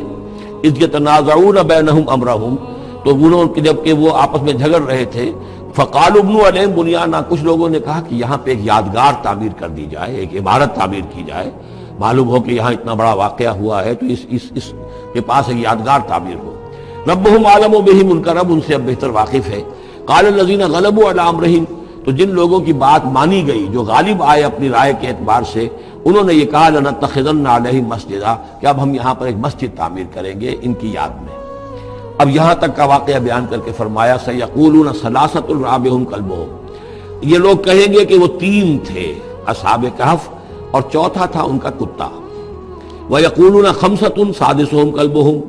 اور کچھ یہ کہیں گے کہ نہیں وہ 5 تھے اور چھٹا تھا ان کا کتا، رجمم بالغیب۔ یہ ساری باتیں جو یہ کہہ رہے ہیں یہ اندھیرے کے اندر ٹامکٹوئیاں ہیں، یہ تیر تکے چلا رہے ہیں اندھیرے کے اندر۔ وَيَقُولُونَ سَبْعَةٌ وَثَامِنُهُمْ كَلْبُهُمْ، اور ان میں سے کچھ وہ بھی ہیں جو کہتے ہیں کہ وہ 7 تھے اور 8واں ان کا کتا تھا۔ قُلْ رَبِّي أَعْلَمُ بِعِدَّتِهِمْ، کہہ دیجئے کہ میرا رب زیادہ بہتر جانتا ہے کہ ان کی تعداد کتنی تھی۔ مَا يَعْلَمُهُمْ إِلَّا قَلِيلٌ، نہیں جانتے اس چیز کو مگر بہت کم لوگ۔ یہاں قرآن مجید نے صراحت تو نہیں کی، لیکن مفسرین کا کہنا یہ ہے کہ بٹوین دی لائن بتا دیا کہ یہی رائے صحیح ہے، اس لیے کہ ثلاثۃ رابعہم کلبہم، خمسۃ سادسہم کلبہم، درمیان میں واو نہیں ہے، لیکن سبعۃ وثامنہم کلبہم اس کے اندر جو ہے زور ہے۔ دوسرے یہ کہ جب وہ جاگے تھے تو ایک نے سوال کیا تھا کتنے دن ہم رہے ہوں گے، پھر جواب میں 3 نے کہا تھا 1 دن یا اس کا کچھ حصہ، اس لیے کہ 3 سے کم پر جمع کا اطلاق نہیں ہو سکتا۔ قالو جو ہے صیغہ جمع کا ہے، 3 سے کم پر نہیں، 2 ہوتے تو قالا ہوتا۔ اسی طریقے سے پھر جنہوں نے یہ کہا کہ چھوڑو اس مسئلے کو اور کسی کو بھیجو کھانا لانے کے، وہ بھی کم سے کم 3 تھے، اس لیے کہ وہ بھی قالو کے لفظ کے ساتھ ہے، تو 3 جمع 3 اور ایک پوچھنے والا، وہ 7 بن گئے۔ ویسے یہ کہ گبن کی کتاب میں میں نے آپ کو بتایا 7 سلیپرز، یہ گویا کہ ان کی ہاں بھی جو ٹریڈیشنز ہیں، ان کی روایات جو تاریخی چلی آ رہی ہیں، ان میں یہ کہانی کے طور پر یہ چیز موجود ہے ان کے لٹریچر کے اندر۔ تو گویا کہ اللہ نے تائید اسی کی ہے، لیکن یہ کہ اس میں جھگڑنے کی ضرورت کیا ہے؟ فلا تمہارے فیہم الا مران ظاہرا، تو اس معاملے کے اندر اے نبی آپ ان سے کچھ زیادہ جھگڑیے مت، ولا تستفت فیہم منہم احدا، اور نہ ہی ان چیزوں کے بارے میں ان میں سے کسی سے پوچھیے، اس لیے کہ یہ چیزیں ایسی نہیں ہیں، اسی میں ہمارے لیے ہدایت ہے۔ جو چیز دینی اعتبار سے اہم نہ ہو، اور جو خاص طور پر جو ہمارے لیے جو اصل مسئلہ اس وقت ہے، اقامت دین کی جد و جہد اصل مسئلہ، اس کے اعتبار سے جس کی اہمیت نہ ہو، اس کے بارے میں زیادہ چھان بین کرنا، زیادہ بحث و نظام میں پڑھنا جو ہے وقت ضائع کرنا ہے، بلکہ وہ اپنی اس جد و جہد کو نقصان پہنچانے والی بات ہے۔ فلا تمہارے فیہم الا مران ظاہرا ولا تستفت فیہم منہم احدا ولا تقولن لشیء، یہ بہت اہم واقعہ آ رہا ہے یہاں۔ اس واقعے میں حضور صلی اللہ علیہ وسلم سے ایک سہو ہو گیا تھا۔ جب یہ سوالات کیے گئے تو حضور نے فرمایا ٹھیک ہے میں اس کا جواب دے دوں گا، تم آنا، اور یہ کہ انشاءاللہ نہیں کہا، کل تم آنا میں تمہیں جواب دے دوں گا، انشاءاللہ نہیں کہا، صاف ہو گیا، غلطی ہو گئی۔ لیکن یہ کہ اللہ تعالیٰ نے جن کے جتنے رتبے بلند ہوتے ہیں پھر ان کی سختی بھی اتنی ہوتی ہے، جن کے رتبے ہیں سوا، ان کی سوا مشکل ہے۔ ہم عام طور پر یہ باتیں کہتے رہتے ہیں ہمارے لیے اللہ نے کیا گرفت کرنی ہے کہ ان کی کوئی حیثیت ہی نہیں، کوئی مقام ہی نہیں، لیکن یہ کہ جو بلند مقام والا ہو اور وہ بغیر انشاءاللہ کہہ دے کہ کل یہ ہو جائے گا اور انشاءاللہ نہ کہے تو اس پر پھر گرفت ہو گئی۔ تو حضور کی کئی دن گزر گئے کہ جبرائیل نہیں آئے، اور آپ کے لیے پھر ایک مشکل پیدا ہو گئی، گویا کہ مخالفین نے تالیاں پیٹ دی ہوگی، پھر وہ بس فیل ہو گئے، ناکام ہو گئے اس امتحان کے اندر، جو ہے وہ تو اب یہ کامیاب نہیں ہو پائے۔ اس کے بعد جبرائیل آئے، یہ واقعات بھی لے آئے، ساتھ ہی یہ ہدایت بھی لائے۔ وَلَا تَقُولَنَّ لِشَيْءٍ إِنِّي فَاعِلٌ ذَلِكَ غَدًا، دیکھیے کبھی نہ یہ کہیے گا کہ یہ کام میں کل ضرور کر دوں گا، إِلَّا أَن يَشَاءَ اللَّهُ، مگر اس استثناء کے ساتھ اگر اللہ نے چاہا۔ یہ ہماری تہذیب کے، اب یوں سمجھیے کہ کچھ کلمات ہیں سماجی، ہمارے ثقافت کے، ان کے اندر جو ہے توحید کی روح جو ہے وہ کوٹ کوٹ کر بھری ہوئی ہے۔ کوئی اچھا منظر دیکھا، سبحان اللہ، یعنی یہ کہ اس منظر میں کچھ نہیں ہے، اصل میں حسن اللہ کا ہے۔ پھول دیکھا، سبحان اللہ، پھول کی تعریف نہیں کر رہے ہیں، اب بنانے والے کی تعریف ہے جس نے اتنا عمدہ پھول بنایا ہے۔ کوئی آپ کو کوئی تکلیف رفع ہوئی، کوئی ضرورت پوری ہوئی، الحمدللہ، بھوک لگی ہوئی تو کھانا کھایا، الحمدللہ، تعریف اللہ کے لیے۔ کوئی چیز آپ اپنے گھر میں داخل ہوئے، منظر اچھا لگا، بچے کھیل رہے ہیں، بڑا اچھا ماحول ہے، کہیے ماشاءاللہ ماشاءاللہ، جو اللہ کو پسند ہے۔ یہ جو کچھ ہے وہ اللہ کی مشیت سے ہے، یہ کوئی میری صلاحیت سے، میری قوت سے تو نہیں ہے۔ اسی طرح سے کوئی کام کرنا، انشاءاللہ میں یہ کام کرنا تو چاہتا ہوں، ارادہ تو ہے، لیکن ظاہر بات ہے کہ اللہ تعالیٰ کی مشیت کے بغیر، اللہ کی مرضی اور اذن کے بغیر تو نہیں ہو سکتا۔ تو یہ بھی گویا کہ، اور یہ سارے کلمات اس صورت میں آپ کو مل جائیں گے، ماشاءاللہ، انشاءاللہ، اور اس سے پہلے ہم الحمدللہ سے شروع کر چکے ہیں۔ الحمدللہ الذی انزل علی عبدہ الکتاب ولم یجعل لہ عوجا ولا تقولن لشیء انی فاعل ذلک غدا الا ان یشاء اللہ واذکر ربک اذا نسیت، اور اپنے رب کو یاد کر لیا کیجئے جب آپ بھول جائیں، یعنی یہ کہ اگر کسی وقت بھول جائیں تو پھر جب یاد آ جائے، واذکر ربک، تو پھر اللہ تعالیٰ کی طرف دھیان لگائیے۔ وقل عسیٰ ان یہدینی ربی لاقرب من ھذا رشدا، اور کہیے کہ ہو سکتا ہے کہ میرا رب اس معاملے میں اس سے بہتر راہ کی طرف میری رہنمائی کر دے، یعنی میں یہ کیوں کہوں کہ یہ کام میں کروں گا، ہو سکتا ہے اللہ تعالیٰ جو ہے اس سے بہتر کوئی صورتحال پیدا کر دے۔ لہذا اس معاملے کے اندر بھی کوئی زیادہ جازم ہو جانا نہیں چاہیے، بلکہ معاملات کو تفویض الامر الی اللہ، سپردم بتو مایا خیشرا تو دانی حساب کم و بیشرا، تو اس طریقے سے انسان جو ہے اللہ تعالیٰ کے حوالے کیے رکھے۔ وَلَبِثُوا فِي كَهْفِهِمْ 300 سنین وازدادوا تسعا، اور وہ رہے اپنی اس غار میں 300 برس اور اس کے اوپر 9 سال۔ اس کی تعبیر کیا ہے؟ شمسی حساب سے 300 برس، اور یہ 300 برس جو شمسی ہوتے ہیں جو سولر کیلنڈر کے، وہ قمری حساب سے 309 بن جاتے ہیں۔ اس حوالے سے یہ دونوں عدد بالکل صحیح ہے۔ قُلِ اللَّهُ أَعْلَمُ بِمَا لَبِثُوا، کہیے یہ بھی اللہ بہتر جانتا ہے کتنے عرصے رہے، اس میں بھی بحث میں پڑھنے کی ضرورت نہیں۔ لَهُ غَيْبُ السَّمَاوَاتِ وَالْأَرْضِ، اللہ تعالیٰ ہی کے اختیار میں ہے اور اللہ ہی کے علم میں ہے، غیب کل کا کل آسمانوں اور زمین کا، اب صرف بہی واس میں، کیا ہی عجیب اور اچھا ہے وہ دیکھنے والا، اور کیا ہی اچھا ہے وہ سننے والا، اس کی سماعت، اس کی بصارت کا تم کیا اندازہ کرو گے۔ ما لہم من دونہ من ولی، ان کا کوئی ساتھی اور پشت بنا اور مددگار اور حمایتی نہیں ہے اس کے سوا، ولا یشرک فی حکمہ احدا، اور وہ اپنے حکم اور اختیار اور اپنی حاکمیت کے حق میں کسی کو شریک کرنے کو تیار نہیں ہے۔ یہ جو توحید حاکمیت، اس کے بارے میں نوٹ کر لیجئے، سورہ یوسف میں ہم نے پڑھا ان الحکم الا للہ امر اللہ تعبدوا الا ایاہ ذالک الدین القیم۔ سورہ بنی اسرائیل کی آخری آیت میں آیا وَلَمْ يَكُنْ لَهُ شَرِيكٌ فِي الْمُلْكِ، بادشاہت میں اس کا کوئی شریک نہیں۔ یہاں فرمایا وَلَا يُشْرِكُ فِي حُكْمِهِ أَحَدًا، وہ اپنے حکم اور حاکمیت کے اختیار میں کسی کو شریک کرنے کے لیے تیار نہیں۔ وَاتْلُ مَا أُوحِيَ إِلَيْكَ مِن كِتَابِ رَبِّكَ، اور اے نبی تلاوت کیجئے جو آپ کی طرف وحی کی گئی ہے آپ کے رب کی کتاب میں سے۔ یعنی یہ جو سخت حالات ہیں جن سے آپ گزر رہے ہیں، دباؤ ہے آپ پر بہت شدید، اس میں آپ کے لیے سہارا کیا ہے؟ وَمَا صَبْرُكَ إِلَّا بِاللَّهِ، اور اللہ کے ساتھ اپنا قلبی تعلق اور ذہنی رشتہ قائم کرنے کے لیے سب سے مؤثر ذریعہ کیا ہے؟ قرآن مجید کی تلاوت۔ وَاتْلُ مَا أُوحِيَ إِلَيْكَ مِن كِتَابِ رَبِّكَ، جو بھی آپ کی طرف وحی کیا گیا ہے آپ کے رب کی کتاب میں سے، اس کی تلاوت کرتے رہا کیجئے۔ لَا مُبَدِّلَ لِكَلِمَاتِهِ، اس کی باتوں کو بدلنے والا کوئی نہیں ہے۔ وَلَن تَجِدَ مِن دُونِهِ مُلْتَحَدًا، اور اس کے سوا آپ کو کہیں کوئی پناہ نہیں ملے گی۔ پناہ دینے والا بھی وہی ہے، کوئی اور پناہ نہیں دے سکے گا۔ سختی کتنی بھی ہے جھیلیے، برداشت کیجئے، اس سختی کو آسان بنا سکتے ہیں اللہ کی کتاب کی تلاوت کیجئے اور کر کے سناتے رہیے اپنے ساتھیوں کو بھی، اسی سے تمہارے اوپر یہ سختیاں جو ہیں ہلکی ہو جائیں گی، ان بھاری چیزوں کو برداشت کرنا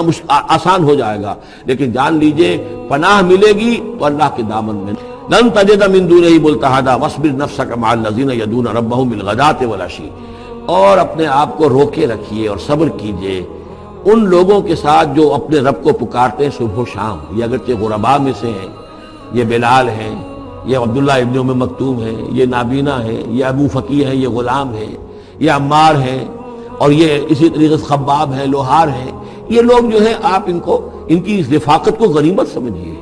وَاصْبِرْ نَفْسَكَ مَعَ الَّذِينَ يَدْعُونَ رَبَّهُم بِالْغَدَاةِ وَالْعَشِيِّ يُرِيدُونَ وَجْهَهُ، وہ اللہ کی رضا کے طالب ہیں، طلبگار ہیں، اللہ سے محبت کرنے والے ہیں۔ وَلَا تَعْدُ عَيْنَاكَ عَنْهُمْ، اور دیکھیے آپ کی نگاہیں ان سے ہٹ کر ادھر نہ جائیں جن کے پاس دولت ہے۔ عنہم ترید زینت الحیات الدنیا، کہیں آپ کی نگاہ ادھر نہ جائے جہاں زیبائش ہے، آرائش ہے، دنیا کی چمک دمک ہے، دولت ہے، آپ ولید بن مغیرہ کی طرف تو متوجہ ہوں اور عبداللہ ابن ام مکتوم کی جانب نہ ہو، معاذ اللہ ایسا نہ کیجیے۔ یہ بالکل وہی بات ہے جو ہم سورہ ہجر میں بھی پڑھ چکے ہیں، وَلَا تَمُدَّنَّ عَيْنَيْكَ إِلَىٰ مَا مَتَّعْنَا بِهِ أَزْوَاجًا مِّنْهُمْ زَهْرَةَ الْحَيَاةِ الدُّنْيَا، یہ جو بھی ہم نے ان کو دے رکھا ہے دنیا کا ساز و سامان، چمک دمک، اس کی طرف آپ کی نگاہیں نہ اٹھیں۔ وَلَا تَعْدُ عَيْنَاكَ عَنْهُمْ، آپ کی نگاہیں ان سے ہٹ کر، انہیں نظر انداز کر کے ان لوگوں کی طرف نہ متوجہ ہو جائیں۔ ترید زینت الحیات الدنیا، تو کیا آپ بھی دنیا کی، کہ لوگوں کو یہ گمان ہونے لگے، شک ہو جائے کہ آپ کی نگاہ میں بھی دنیا کی زینت کا جو ہے بہت اس کی اہمیت ہے۔ وَلَا تُطِعْ مَنْ أَغْفَلْنَا قَلْبَهُ عَنْ ذِكْرِنَا، اور مت بات مانیے اس کی جس کے دل کو ہم نے اپنی یاد سے غافل کر دیا ہے۔ وَاتَّبَعَ هَوَاهُ، اور جو اپنی خواہش نفس کی پیروی کر رہا ہے۔ وَكَانَ أَمْرُهُ فُرُطًا، اور اس کا کام جو ہے وہ اعتدال سے بہت ادھر ادھر ہو گیا ہے۔ وَقُلِ الْحَقُّ مِن رَّبِّكُمْ فَمَن شَاءَ فَلْيُؤْمِنْ وَمَن شَاءَ فَلْيَكْفُرْ إِنَّا أَعْتَدْنَا لِلظَّالِمِينَ نَارًا أَحَاطَ بِهِمْ سُرَادِقُهَا صدق اللہ العظیم۔ اور پڑھا کرو اس میں سے کہ جو وحی کیا گیا ہے آپ کی جانب، آپ کے رب کی کتاب میں سے، اس کی باتوں کا بدلنے والا کوئی نہیں، اور نہیں پاؤ گے تم اپنے لیے اس کے سوا کوئی اور جائے پناہ۔ تھامے رکھو، روکے رکھو اپنے آپ کو ان لوگوں کے ساتھ جو پکارتے ہیں اپنے رب کو صبح و شام اور چاہتے ہیں اس کی رضا، طالب ہیں اس کے روئے انور کے، اور نہ دوڑیں آپ کی نگاہیں ان سے ہٹ کر آپ کہ دنیا کو یہ محسوس ہو، یہ مغالطہ ہو کہ ترید و زینت الحیات الدنیا۔ یہ ذرا مشکل مقام ہے قرآن مجید کا کہ بظاہر تو الفاظ یہ ہیں کہ آپ کی نگاہیں دنیا کی زیبائش اور آرائش کی تلاش میں ان فقراء اور غرباء سے ہٹ کر امراء کی طرف نہ اٹھے۔ لیکن ظاہر بات ہے کہ حضور صلی اللہ علیہ وسلم کی یہ شان نہیں تھی، لہذا اس میں جو بات سمجھ میں آتی ہے وہ یہ ہے کہ ایسا نہ ہو کہ آپ کے التفات کی وجہ سے دنیا یہ محسوس کرے کہ ان کی نگاہ میں بھی وقت اور اہمیت جو ہے وہ دنیاوی مال و دولت اور اسباب کی ہے۔ کسی داعی حق کے لیے یہ معاملہ بہت ہی نازک ہوتا ہے کہ ایک طرف جو حالات و واقعات ہیں اس کے اعتبار سے، جو حقائق ہیں اس کے اعتبار سے، معاشرے کے جو اونچے طبقات ہوتے ہیں، جو وہاں سرداری یا کسی اور طرح کے سربراہی کے منصب پر فائز ہوں یا ان کے پاس فراوانی ہو دولت کی، اب ظاہر بات ہے کہ ان کا ایک اثر و رسوخ ہوتا ہے معاشرے میں۔ ان میں سے کوئی ایک شخص ایمان لے آئے تو وہ بہت سے لوگوں کے برابر ہو جائے گا، جیسے حضرت عمر رضی اللہ اور ابو جہل کو حضور نے دونوں کو پیش کیا اللہ کے سامنے کہ اللہ ان میں سے ایک کو ضرور میری جھولی میں ڈال دے۔ ظاہر بات ہے کہ اس سے اسلام کو تقویت حاصل ہوگی، اور اس سے یہ ہے کہ جن مسلمانوں پر کا قافیہ تنگ ہوا ہے، جن کو ستایا جا رہا ہے، اگر کوئی بڑا آدمی ایمان لے آئے گا تو ان کو بھی سہارا ملے گا، جیسے کہ حضرت عمر اور حضرت حمزہ کے ایمان لانے کے بعد جو غرباء تھے، فقراء تھے اور جو غلام تھے انہیں ستایا جا رہا تھا، انہیں کچھ ریلیف ملا ہے۔ اس حوالے سے ایک طرف تو اس کی ضرورت ہوتی ہے کہ ان کی طرف توجہ کی جائے، التفات رکھا جائے، تاکہ اگر وہ ایمان لے آئے تو اس سے ایمان کو بھی تقویت ہو، اسلام کو تقویت ہو، مسلمانوں کو بھی فائدہ پہنچے۔ دوسری طرف یہ اندیشہ ہوتا ہے کہ غرباء کا دل نہ دکھے۔ تیسری طرف یہ کہ لوگ یہ نہ سمجھیں کہ یہ بھی زیادہ جو ہے مدارات کرتے ہیں اور زیادہ التفات کرتے ہیں امراء کی طرف، اہم لوگوں کی طرف، گویا کہ ان کی نگاہوں میں بھی دنیا کی انہی چیزوں کی وقت ہے، انہی چیزوں کی اہمیت ہے۔ تو یہ تین طرف کے چیز سمجھیے کہ یہ چکی دو پارٹوں والی نہیں، تین پارٹوں والی ہے، کہ جس میں کوئی داعی جو ہوتا ہے وہ اس مخمصے میں آ جاتا ہے کہ ایک طرف تقاضا یہ ہے خود تحریک کا، دعوت کا، اس جد و جہد کا، اس کے تقاضے یہ ہیں کہ ان کی طرف التفات ہو، ان کی طرف توجہ کی جائے تاکہ ان میں سے کچھ لوگ ایمان لے آئیں تو کام میں سہولت حاصل ہو، مدد حاصل ہو۔ لیکن دوسری طرف یہ منفی دو اثرات بھی موجود ہیں، تو اس کے مابین جو ہے حکم دیا جا رہا ہے حضور صلی اللہ علیہ وسلم کو کہ بہرحال آپ یہ احتیاط کیجئے کہ یہ تاثر نہ ابھرنے پائے کہ محمد کے نزدیک بھی صلی اللہ علیہ وسلم اصل اہمیت جو ہے وہ دولت مند لوگوں کی ہے۔ وَلَا تُطِعْ مَنْ أَغْفَلْنَا قَلْبَهُ عَنْ ذِكْرِنَا، اور مت کہنا مانیے ان لوگوں کا، یہ جیسا کہ میں نے بارہا عرض کیا ہے کہ دباؤ پڑ رہا تھا سرداران قریش کی طرف سے کہ کچھ ہماری بات مان لیجئے، کچھ ہم آپ کی مان لیں گے۔ تو یہاں گویا کہ اس پہ پھر متنبہ کیا جا رہا ہے کہ جن لوگوں کو دلوں کو ہم نے اپنی یاد سے غافل کر دیا ہے، محروم کر دیا ہے، آپ ان کی باتیں سنیں بھی مت، ان کی طرف دھیان بھی مت دیجئے۔ وَلَا تُطِعْ مَنْ أَغْفَلْنَا قَلْبَهُ عَنْ ذِكْرِنَا وَاتَّبَعَ هَوَاهُ وَكَانَ أَمْرُهُ فُرُطًا وَقُلِ الْحَقُّ مِنْ رَبِّكُمْ۔ یہ جو مضمون ابھی ہم نے دوبارہ پڑھا ہے، اس کو آپ دیکھیں گے کہ یہ 21ویں پارے کی آغاز میں پھر دوبارہ آئے گا کہ جب بھی شدید کشاکش کا دور آیا ہے تو اس میں یہی ہدایات اللہ تعالیٰ کی طرف سے آئی ہیں حضور کو اور حضور کی وساطت سے تمام اہل ایمان کو کہ قرآن مجید کے ساتھ تمسک جو ہے اور مضبوط کرو، قرآن مجید کے ساتھ اپنے تعلق کو اور گہرا کرو، اور اس کو پڑھنا اور اس کا جو ہے اس کے ساتھ جو ہے اپنے اوقات کا بسر کرنا، اس میں اور اضافہ کرو، اسی سے تم ان شدائد اور مصائب کا مقابلہ کر سکو گے۔ وَقُلِ الْحَقُّ مِنْ رَبِّكُمْ، اور کہہ دیجئے یہ حق ہے میرے رب کی طرف، تمہارے رب کی طرف سے جو میں پیش کر رہا ہوں۔ فَمَنْ شَاءَ فَلْيُؤْمِنْ وَمَنْ شَاءَ فَلْيَكْفُرْ، تو اب جو چاہے ایمان لائے، جو چاہے کفر کرے۔ یہ بالکل وہی بات ہے جو سورۃ الدہر میں کہی گئی ہے کہ اما شاکرا و اما کفورا، ہم نے پورا اختیار دے دیا، انا ہدیناہ السبیل اما شاکرا و اما کفورا، یہ اختیار ہم نے انسان کو دیا ہے، چاہے شکر گزار بندہ بنے، چاہے کفران نعمت کی روش اختیار کرے۔ تو یہاں انداز یہ ہے کہ آپ ان کفار سے کہہ دیں کہ میں دعوت پیش کر رہا ہوں، اب تمہیں ایمان لانا ہے لاؤ، کفر کرنا ہے کفر کرو، لیکن بین کی کوئی بات نہیں ہو سکتی ہے، کوئی گیو اینڈ ٹیک، کوئی جو ہے کمپرومائز یہ ممکن نہیں ہے۔ قُلِ الْحَقُّ مِنْ رَبِّكُمْ، ٹیک اٹ اور لیو اٹ، یہ حق ہے تمہارے رب کی طرف سے، چاہے اسے چھوڑ دو تو پورے کو چھوڑنا ہوگا، قبول کرنا ہے تو پورے کو کرنا ہوگا۔ فَمَنْ شَاءَ فَلْيُؤْمِنْ وَمَنْ شَاءَ فَلْيَكْفُرْ إِنَّا أَعْتَدْنَا لِلظَّالِمِينَ نَارًا، ہم نے ظالموں کے لیے، کافروں کے لیے، مشرکوں کے لیے آگ تیار کر رکھی ہے، احاطہ بہم سرادقہا، اس کی قناتیں ان کا احاطہ کر لیں گی، وہ قناتوں کی شکل میں آگ ہوگی، ان کو گھیرے میں لے لیں گی۔ وَإِن يَسْتَغِيثُوا، اور اگر وہ پیاس سے جہاں بلب ہو کر پانی مانگیں گے، یغاثوا بماء کالمہل یشفی الوجوہ، تو انہیں ایسا پانی دیا جائے گا پینے کے لیے کہ جیسے بھول، یہ جو محل کے ترجمے کئی کیے گئے ہیں، کھولتے تیل کی تلچھٹ، لاوا، پگھلا ہوا تانبا اور پیپ وغیرہ، مان سدید ان میں، اور وہ اتنا گرم ہوگا یشوی الوجوہ کہ ان کے چہروں کو بھون دے گا۔ بیس شراب، بہت ہی بری شے ہوگی پینے کی، وساعت مرتفقہ، اور یہ ان کے لیے ان کی آرام گاہ جو بنے گی جہنم، بہت ہی بری آرام گاہ ہوگی۔ اس کے برعکس وہی سائملٹینیس کنٹراسٹ کا اسلوب، ان الذین آمنوا وعملوا الصالحات، جو لوگ ایمان لائیں اور نیک عمل کریں، انا لا نضیع اجر من احسن عملا، ہمارا یہ اصول نہیں ہے کہ جو لوگ اچھے عمل کریں ان کے اجر کو ہم ضائع کر دیں، ان کا اجر بھرپور انہیں ملے گا۔ اولئک لہم جنات عدن تجری من تحتہم الانہار، یہ وہ لوگ ہیں کہ جن کے لیے ہیں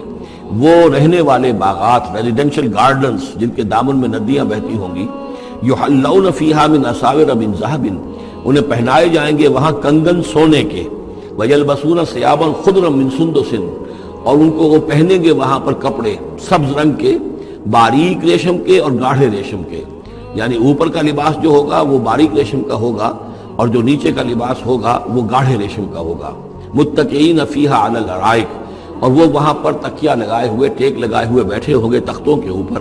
نعم الثواب، کیا ہی اچھا بدلہ ہوگا، وحسنت مرتفقہ، اور کیا ہی خوب ان کے لیے آرام گاہ ہوگی۔ پانچویں رکوع میں ایک مکالمہ آ رہا ہے دو اشخاص کا۔ ایک شخص وہ ہے کہ جس کو اللہ نے دنیاوی نعمتیں جو بھی اس دور کی تھیں بھرپور دی ہیں، مادی وسائل بھرپور دے رکھے ہیں، اور وہ اس قدر اس کا معاملہ ٹھیک چل رہا ہے کہ ہوتے ہوتے اس کی نگاہ اب اللہ کی طرف سے ہٹ کر ان مادی اسباب و وسائل ہی پر جم گئی ہے، اس کا توکل اور اعتماد اسی پر قائم ہو گیا ہے۔ ایک دوسرا شخص دنیاوی اعتبار سے مرفع الحال نہیں ہے، اس کے پاس دولت نہیں ہے، دنیاوی چیزیں نہیں ہیں، لیکن وہ اللہ تعالیٰ کی معرفت اسے حاصل ہے۔ وہ اس دولت مند آدمی کو کوئی نصیحت کرتا ہے کہ تم اللہ کو بھول گئے ہو، تمہیں چاہیے کہ ہم تمام چیزوں کے اوپر جو بھی اللہ نے تمہیں دی ہے اس کا شکر ادا کرو، اس کا حق ادا کرو۔ لیکن اس نے اپنے گھمنڈ میں آ کر اسے بہت تلخ جواب دیا، میرے پاس یہ سب کچھ ہے تو گویا کہ میں اللہ تعالیٰ کا لاڈلا ہوں، چہیتا ہوں، تم جوتیاں پٹخار رہے ہو، تمہارے پاس کچھ نہیں ہے، تمہاری کوئی حیثیت نہیں ہے، تمہاری یہ حیثیت ہی نہیں کہ مجھے تم واعظ بھی کہو۔ لیکن یہ کہ اس پر پھر جو ان کے درمیان معاملہ ہوا تو انہوں نے کہا، اس شخص نے، کہ ہو سکتا ہے کہ اللہ تعالیٰ تمہارے سارے دولت کو اور مال و اسباب کو ضائع کر دے، لیکن یہ کہ اس نے کہا کیسے ہو سکتا ہے، میں نے سارا بندوبست ٹھیک کیا ہوا ہے۔ بہرحال نتیجہ یہ نکلا کہ اللہ تعالیٰ نے اس کی اس پوری دولت کو ایک طریقے سے ضائع کر دیا، اور پھر وہ اپنے ہتھیلیاں ملتا رہ گیا، کف افسوس ملتا رہ گیا، اور اس نے کہا ہائے کاش کہ میں نے اپنے رب کے ساتھ شرک نہ کیا ہوتا۔ حالانکہ اس پورے رکوع میں کہیں کسی دیوی کا، دیوتا کا، کسی اور الہہ کا کوئی ذکر نہیں ہے۔ تو اس رکوع میں سمجھنے کی بات یہ ہے کہ ایک شرک ہے مادہ پرستی کا شرک، مادی اسباب و وسائل پر اتنا تکیہ ہو جائے، اتنا توکل ہو جائے، اتنا اعتماد ہو جائے کہ پھر اللہ تعالیٰ کو انسان بھول جائے، مسبب الاسباب پر سے نگاہ ہٹ جائے، اور وہ سمجھے کہ سارا اعتماد اور توکل میرا ان مادی اسباب و وسائل پر ہے۔ تو یہاں گویا کہ اس نے ان مادی وسائل و اسباب ہی کو اپنا معبود بنا لیا ہے۔ تو یہ شرک ہے جو اس دور کا سب سے بڑا شرک ہے۔ اس دور میں بت پرستی کا شرک بہت کم رہ گیا ہے، اب ستارہ پرستی کا شرک کہاں رہ گیا ہے؟ کون لوگ ہیں جو ستاروں کو پوجتے ہیں؟ اب تو انسان سمجھتا ہے ستاروں تک تو ہم پہنچ ہی جائیں گے، ہمارا علم تو پہنچ ہی چکا ہے، چاند تک ہم اتر آئے ہیں، اب چاند کو کون پوجے گا؟ یہ جو اب ساری جو ہے اب جو پوجا پاٹ ہو رہی ہے وہ تو مادہ پرستی کی ہے، وہ دولت کی ہے، وہ در حقیقت یا وہ نظریاتی طور پر وطن پرستی ہے، اس کا ایک شرک ہے۔ تو یہ اس دور کے شرک کو سمجھنا بہت ضروری ہے، اور یہ رکوع اس اعتبار سے کہ اس میں کسی دیوی دیوتا کا ذکر نہیں ہے۔ تو شرک کون سا کیا اس نے؟ وہ شرک یہی ہے کہ اس نے دنیاوی مال و اسباب اور مادی اسباب و ذرائع کے اوپر اپنے سارے توکل کو جو ہے اس کے ساتھ منسلک کر دیا، یہی گویا کہ اس کو معبود بنا لینا ہے۔ وَاضْرِبْ لَهُم مَثَلَ الرَّجُلَيْنِ، ان کے لیے بیان کیجئے دو اشخاص کی مثال۔ جعلنا لأحدهما جنتين من عناب، ان میں سے ایک کو ہم نے دیے تھے دو باغ انگوروں کے، وحففناهما بنخل، اور ان دونوں کو گھیرے میں لیا ہوا تھا کھجوروں کے درختوں نے۔ اب دیکھیے کہ انگوروں کی بیلیں ہیں، اور چونکہ ادھر ادھر سے ہوا تیز نہ آئے تو کھجوروں کے جھنڈ جو ہیں وہ چاروں طرف لگے ہوئے ہیں، تاکہ ان کے مابین جو اس کی انگوروں کی بیلیں ہیں وہ بڑی محفوظ ہیں۔ وجعلنا بینہما زرعا، ان کے درمیان کھیتی بھی تھی، یعنی یہ کہ اناج کا سامان بھی ہے اور انگوروں کی بیلیں بھی ہیں اور یہ کہ کھجوروں کے درخت بھی ہیں۔ کلتا الجنتین آتت اکلھا، اور وہ دونوں باغات اپنا پھل دیتے تھے، ولم تظلم منہ شیئا، سال بسال پھل آ رہا ہے، سال ہر سال ہو گئے، ہر سال پھل آ رہا ہے، اس میں کوئی کمی نہیں کرتے تھے۔ جب یہ چیز چلتی رہتی ہے تو آدمی کا خود بخود ایک توکل جو ہے وہ اس چیز کے ساتھ وابستہ ہو جاتا ہے، وہ بھول جاتا ہے کہ اس کی اللہ تعالیٰ کے فضل و کرم سے ہے یا اللہ کے اذن سے ہے، بلکہ یہ کہ وہ انہی چیزوں کو سمجھ بیٹھتا ہے کہ یہ دائم ہے اور قائم ہے۔ وَفَجَّرْنَا خِلَالَهُمَا نَهْرًا، اور ہم نے ان کے مابین ایک نہر بھی نکال دی تھی، آب پاشی کا بھی پورا نظام موجود ہے۔ وَكَانَ لَهُ ثَمَرٌ، اور اس کے میوے بھی تھے، یعنی یہ بھی تھا کہ باغ جو ہے پھلا ہوا، اس وقت انگور بھی ہیں اور کھجور بھی جو ہے درخت جو ہے لدے ہوئے ہیں، اور ایک اس کا مفہوم یہ بھی ہے میرے نزدیک جو زیادہ راجح ہے کہ اس کو اولاد بھی اللہ نے خوب دی تھی۔ جیسے درختوں پر پھل لگتا ہے تو انسان کے لیے اس کی اولاد جو ہے اس کے پھل کی حیثیت رکھتے ہیں، تو گویا کہ اس کو اولاد بھی ملی تھی۔ فقال لصاحبہ وہو یحاورہ، تو کہا اس نے اپنے ساتھی سے، ان سے وہ گفتگو کر رہے تھے، آپس میں گفتگو کر رہا، انا اکثر منک مالا واعز نفرا،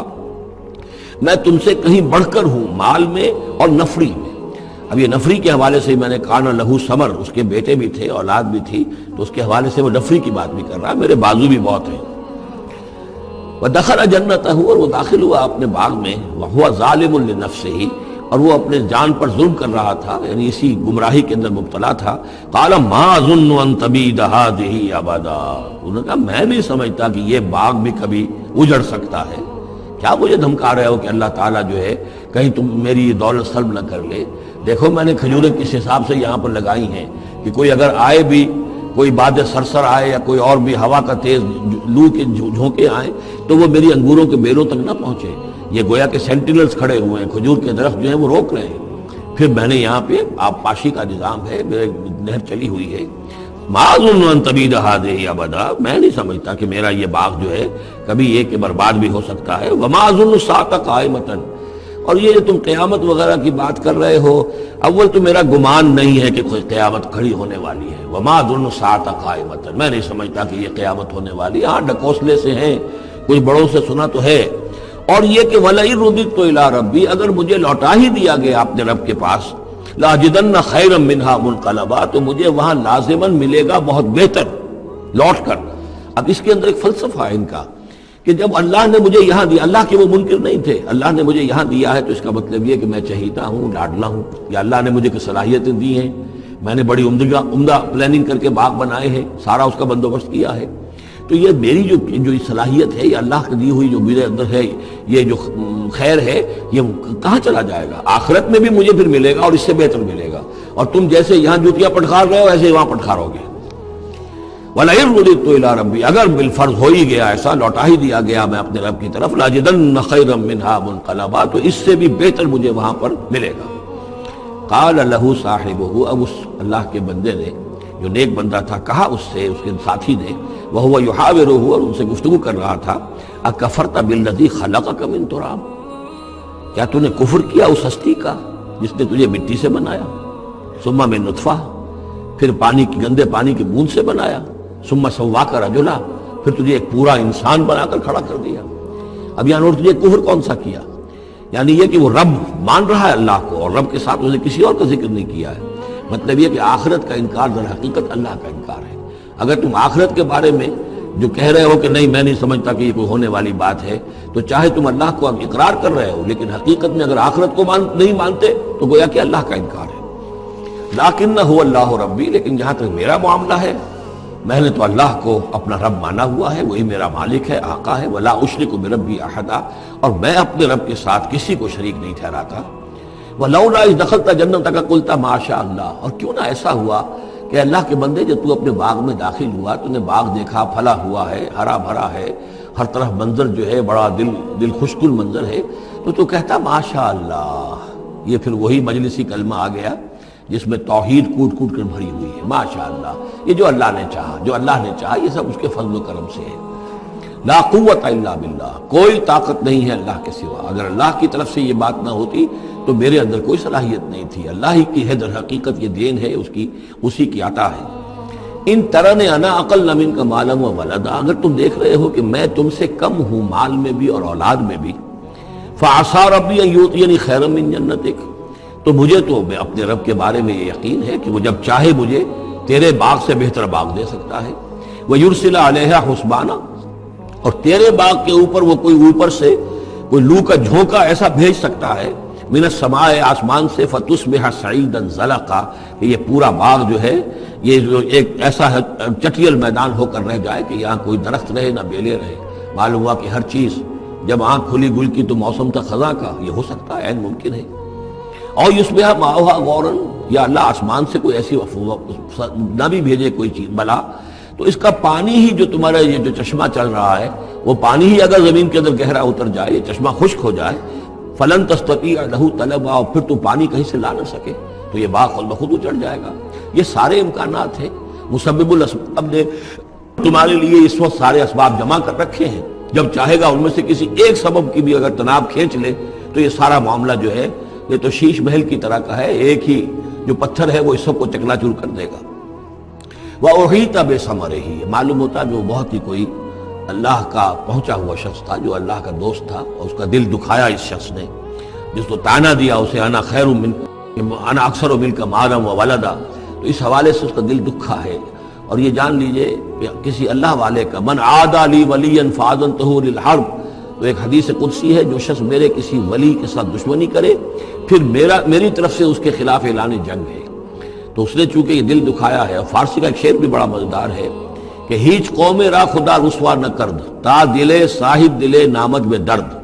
کسی صاحب دل کے جو دل کو ٹھیس لگتی ہے، درد اور اس کے اندر پیدا ہو جاتا ہے، صاحب دل ہو،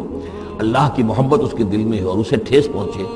تو تا دلے صاحب دلے نامد میں درد، ہیچ قوم را خدا رسوا نہ کرد. قومیں بڑی رسوا ہو جاتی ہیں کسی ایک اللہ والے کی کہ دل جو ہے اس کی دل کو اگر تکلیف پہنچے. تو وَأُحِيطَ بِثَمَرِهِ، اس کا سارا ثمر سمیٹ لیا گیا. اللہ تعالیٰ نے جو کچھ اس کو دیا تھا وہ سلب کر لیا. باغ بھی ختم ہوا، اولاد بھی ختم ہوئی. فَأَصْبَحَ يُقَلِّبُ كَفَّيْهِ عَلَى مَا أَنفَقَ فِيهَا، تو وہ رہ گیا اپنے ہاتھوں کو ملتا ہوا، اپنی ہتھیلیوں کو ملتا ہوا، جسے ہم کہتے ہیں کفِ افسوس ملنا. یقلب کفیہ علی ما انفق فیہا، جو کچھ اس نے خرچ کیا تھا، انویسٹ کیا تھا، محنت کی تھی، کتنا عرصہ لگا تھا اس باغ کے پلاننگ میں، باغ کو اس نے لگایا تھا، کہاں کہاں سے پودے لایا ہوگا. ما انفق فیہا وہی خاویۃ علی عروشہا، اور وہ باغ جو ہے گرا پڑا ہوا تھا اپنی چھتریاں کے اوپر، کیونکہ جو انگور کی بیلیں ہوتی ہیں وہ ٹٹیاں ہوتی ہیں، چھتریاں ہوتی ہیں، وہ سب اوندھی پڑی ہیں. وَيَقُولُ يَا لَيْتَنِي لَمْ أُشْرِكْ بِرَبِّي أَحَدًا، اور اس وقت وہ کہہ رہا تھا ہائے میری شامت، کیا کاش کہ میں نے اپنے رب کے ساتھ شرک نہ کیا ہوتا. اب یہ کون سا شرک ہے؟ اس پوری اس گفتگو کے اندر کہیں کسی دیوی کا، دیوتا کا، کسی کا ذکر نہیں ہے، کسی کی شفاعت کا ذکر نہیں ہے. یہ ہے ہمارا آج کا نقشہ مادہ پرستی کا. آج کی ہماری ذہنیت جو ہے پوری کی پوری اس رکوع کے اندر موجود ہے.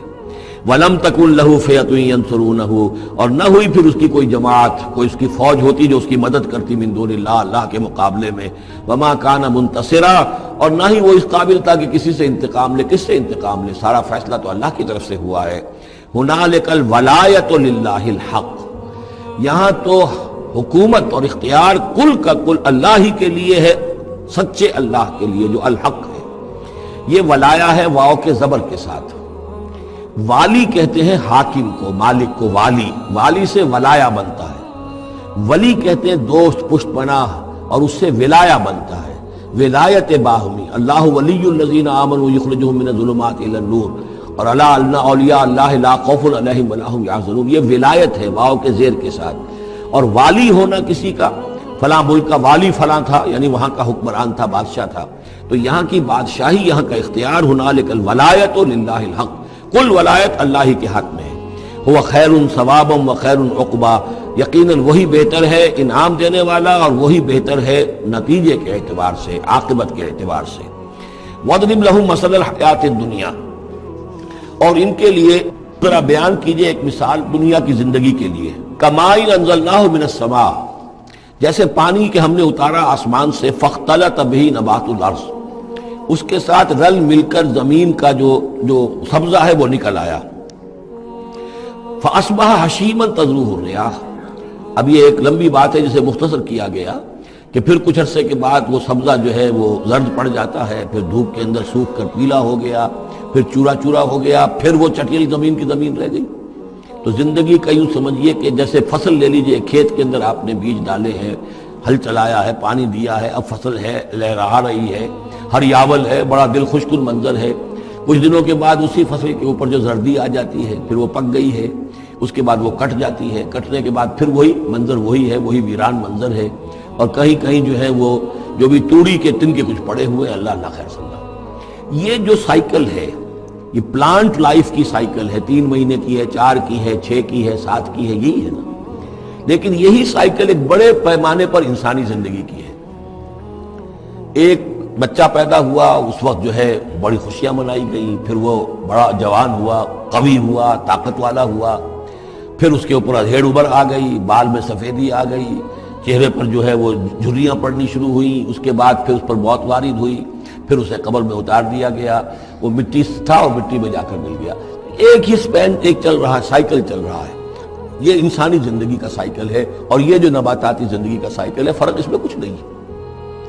اوپر سے پانی آیا اور زمین کا سبزہ نکل آیا، اوپر سے روح آئی ہے اور ہمارے یہ اجساد اس زمین سے نکلے ہوئے ہیں، ان دونوں نے مل کر ہمیں اس حیات دنیاوی کی ایک شکل دے دی ہے۔ روح اوپر سے آئی ہے، زمینی شے نہیں ہے۔ بولے روح من امر ربی، اور یہ کہ زمینی طور پر جو بھی کچھ ہے، جو نظام ہے یہاں کا، اس میں یہ ہمارا جسم بنتا ہے اپنی ماؤں کے پیٹوں میں، اور پھر یہ روح کے ساتھ مل کر اس دنیا کی زندگی کے اندر ایک جو ہے ایک وقفہ امتحان جو ہے اس کو بسر کر رہا ہے۔ وَضْرِبْ لَهُم مَثَلَ الْحَيَاةِ الدُّنْيَا، ان کے لیے دنیا کی زندگی کی مثال بھی بیان کیجئے، كَمَاءٍ أَنزَلْنَاهُ مِنَ السَّمَاءِ، جیسے کہ پانی جو ہم نے اتارا آسمان سے، فَاخْتَلَطَ بِهِ نَبَاتُ الْأَرْضِ، تو پھر اس کے ساتھ سبزہ جو ہے زمین کا رل مل کر نکل آیا، فَأَصْبَحَ هَشِيمًا، پھر وہ ہو گیا چورا چورا، تَذْرُوهُ الرِّيَاحُ، کہ جنہیں ہوائیں لیے اڑتی پھر رہی ہیں۔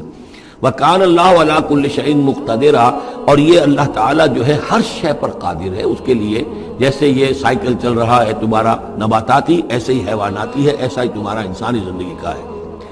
المال والبنون زینت الحیات الدنیا، یہ زینت کا لفظ 3 مرتبہ اس صورت میں آیا ہے، اور یہ اس کا عمود ہے، میں بتا چکا ہوں آپ کو۔ انا جعلنا ما علی الارض زینۃ لہا لنبلوہم ایہم احسن عملا، پھر آیا ترید زینت الحیات الدنیا۔ نبی دیکھیے کہیں لوگوں کو گمان نہ ہو کہ محمد بھی دنیا کی زندگی کی زیبائش اور آرائش ہی پر ریجھے ہوئے ہیں، معاذ اللہ، صلی اللہ علیہ وسلم۔ اب یہاں فرمایا یہ دنیا کی زندگی جو تمہاری ہے، اس میں اولاد اور مال یہ تمہارے لیے زیبائش ہے، آرائش ہے، لیکن کتنی دیر کی؟ صرف اس زندگی کا معاملہ ہے، اسی کے لیے یہ ساز و سامان ہے جو برت لوگے، یہ رشتے جو ہیں یہ بھی یہاں ہی کے لیے ہیں۔ آخر میں تو ظاہر بات ہے کہ پھر جو ہے تمہیں اکیلے جا کر پیش ہونا اللہ کی عدالت میں، نہ کوئی باپ تمہارا ساتھ دے گا، نہ کوئی بیوی ساتھ دے گی، نہ کوئی بیٹا ساتھ دے گا۔ کلہم آتی ہے یوم القیامت فردا، اگلی سورہ جو ہے سورہ مریم، اس کے اندر یہ بات